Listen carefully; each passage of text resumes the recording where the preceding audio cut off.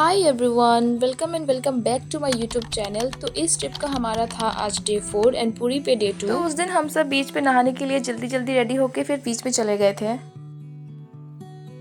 और उस दिन हम सब ने बहुत ज़्यादा मज़े किया था बीच में और बहुत ज़्यादा फ़ोटोज़ भी खिंचाया था, लेकिन वीडियोज़ उतना ले नहीं पाए क्योंकि हम सब बीच में इतना ज़्यादा मज़े करने में खो गए थे। तो कुछ मैंने वीडियोज़ फिर भी लिया था तो वही शेयर कर रही हूँ। तो हमारा होटल एकदम बीच के सामने होने की वजह से हम सब बहुत जल्दी बीच पे आ गए थे ताकि स्पॉट खाली होने पर हम फ़ोटोज़ खिंचा सके, क्योंकि बाद में बहुत ज़्यादा भीड़ भाड़ हो जाता है। लेकिन बीच पर आने के बाद मैंने और मेरी बहन ने जो भी सोचा था वो सब उल्टा हो गया। मतलब इतना जल्दी आने के बाद भी इतना ज्यादा भीड़ और चारों तरफ हर एक इंसान ने अपना एक जगह पकड़ कर रखा था और हर कोई फोटोज और वीडियोस लिए जा रहा था। तब मुझे ऐसा लगा कि शायद मेरा और फोटोज लेना तो नहीं हो पाएगा। तो उसके बाद और क्या करना, जगह तो वैसे भी खाली मिलने वाला नहीं है। तो उधर खड़े खड़े मैंने खुद का ही वीडियो बना लिया और इधर नेहा को देखो, वो पता नहीं किन ख्यालों में डूबी हुई थी। तो पिछले दिन की तरह मेरा छोटा भाई मुझे फिर से डिस्टर्ब करने नहीं आया और मैंने अपने पैरों का एक वीडियो ले लिया था। उसके बाद छोटे मशू ने सोचा कि बीच पे आए तो एक घर बनाते हैं, लेकिन छोटे मशू का घर इतना ज़्यादा कमज़ोर था कि बनने से पहले ही टूट जा रहा था। और ये घर तो देखो, इतना छोटा सा घर जिसका कोई आजू बाजू ही नहीं है। तो इतने टाइम तक हमने ऊँट को बस देखा ही था दूर से, अब जाके हम चढ़ने वाले हैं और मेरा भाई पहले से ही वो चढ़ के बैठ चुका है। तो इस ऊँट पे उठते टाइम मुझे थोड़ा सा डर लग रहा था क्योंकि ये बार बार हिल रहा था और मुझे ऐसा लग रहा था अब मैं गिर जाऊंगी।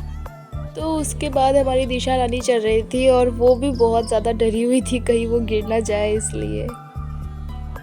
लेकिन ऊँट पे बैठने के बाद देखना वो कैसे हंस रही है। उसके बाद छोटामाशी चल ही रही थी, लेकिन अचानक ऊँट इतना ज़्यादा हिलने लग गया था और हम लोग तो बहुत ज़्यादा डर गए थे कि कहीं ये ऊँट हम सबको लेकर भाग ना जाए। और छोटामाशी तो देखो वो नीचे लटकी रह जाएगी। के पास से बच गए थे और उसके बाद हम सब ऊँट सवारी पे चले गए थे। तो उसके बाद हम सब ने बहुत फोटोज खींचा, लेकिन वीडियोज और नहीं लिया था और हम सब ने बहुत मजे किया था। आई थिंक बहुत नहीं, बहुत ज़्यादा मजे किया था। और हमारी छोटामाशी और छोटामाशी ने तो इतना ज़्यादा मजे किया कि उनके कपड़ों में मिट्टी से भरा पड़ा था। तो बीच पे हमारा उस दिन लास्ट डे था, मतलब बीच पे हम लोग और नहीं गए थे क्योंकि डे 3 को हम सब ने भुवनेश्वर घूमने का प्लान बनाया था।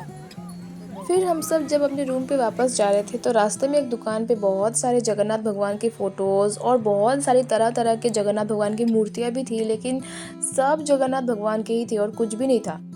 तो जैसे कि मैंने बोला था कि मैं डे 2 को उतना ज़्यादा वीडियो नहीं ले पाई थी, तो ये है डे 3 का वीडियो। और हम सब बस पे बैठ चुके थे पूरा भुवनेश्वर घूमने के लिए। तो सबसे पहले हम गए थे कोणार्क टेम्पल, जो कि है सन टेम्पल। और ये सिर्फ सन टेम्पल ही नहीं था, यहाँ पे बहुत ज़्यादा गर्मी भी था और यहाँ से मेरा तबीयत बहुत ज़्यादा खराब हो गया था इतने तेज़ धूप की वजह से। लेकिन सिर्फ मेरा ही नहीं, हम सबका तबीयत बहुत ज़्यादा खराब हो गया था। सबसे ज़्यादा तो चुनवाशी का खराब हुआ था। चुनवाशी ने तो उल्टी भी की थी, लेकिन फिर भी वो सन टेम्पल के अंदर गई थी और हम सब ये दृश्य देखकर तो एकदम शॉक हो गए थे। मतलब इतना शक्ति कहाँ से आता है भाई। फिर हम लोग गए थे लिंगराज टेम्पल पे, लेकिन मैं उसके अंदर नहीं गई थी क्योंकि इधर भी जूते चप्पल अलाउड नहीं था और नंगे पाँव इतने दूर तक चलकर जाना मुझसे तो नहीं हो पाएगा। मेरा तो इतना तेज धूप देखकर ही सर फटा जा रहा था। हम सब एक दूसरे मंदिर पे जा रहे थे, लेकिन उधर बस नहीं जा सकता तो हमें ऑटो लेना पड़ा था। लेकिन ये ऑटो इतना हंसने लायक था क्योंकि पीछे का सीट उल्टा था और मैं, मेजवंशी और दिब्बा हम तीनों उल्टा बैठकर जा रहे थे। तो इस जगह का नाम है उदयगिरी एंड खंडगिरी केव्स। यहाँ ऊपर जाने के बाद बहुत सारी गुफाएं हैं, लेकिन मेरे शरीर ने तो इतना लंबा सीढ़ी देखकर ही हार मान लिया था। वैसे ये जगह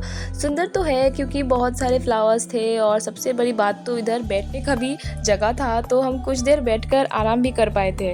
और यहाँ चारों तरफ बोगनविलिया फ्लावर लगे हुए थे जो कि मुझे बहुत ज़्यादा पसंद आया था।